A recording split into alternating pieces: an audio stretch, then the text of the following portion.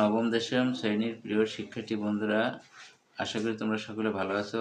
আজকের প্রতিদিনের মতো তোমাদের সামনে আমি তোমাদের সাধারণ গণিতের অনুশীলনী 3.1-এর 4 নম্বরের মান নির্ণয় একটি অঙ্ক নিয়ে উপস্থিত হয়েছি।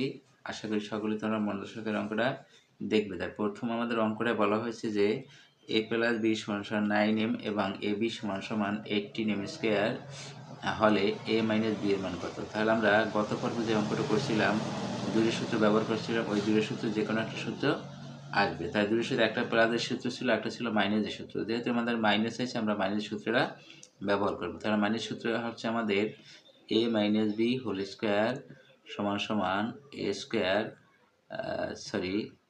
a + b whole square -4ab। তার মানে আমাদের মানের উপর নির্ভর করে। মান যদি আমাদের প্লাসে দেওয়া থাকে তাহলে আমাদের মাইনাসের মান বের করতে হবে, আর যদি মাইনাসের মান দেওয়া থাকে প্লাসের মান বের করতে হবে। আর তাছাড়া আমরা এটা থেকে বুঝতে পারি যে এ জায়গায় যেহেতু a - b এর মান চাইছে, তাহলে আমরা a - b হোল স্কয়ারের সূত্রটা ফেলাবো। তাহলে আমরা যদি অঙ্কটা লিখি যে আমরা লিখতে পারি যে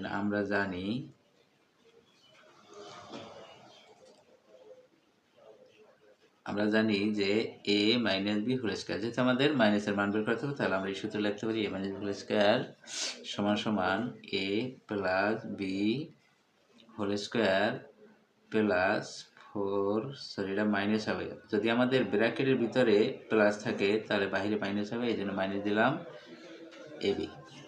এখন যেহেতু আমাদের a + b এর মান আছে 9m, তাহলে আমরা এটার পরিবর্তে লিখতে পারি 9m, যেহেতু a স্কয়ার আছে এর পরিবর্তে আমরা হোল স্কয়ার দিতে পারি, তারপর -4।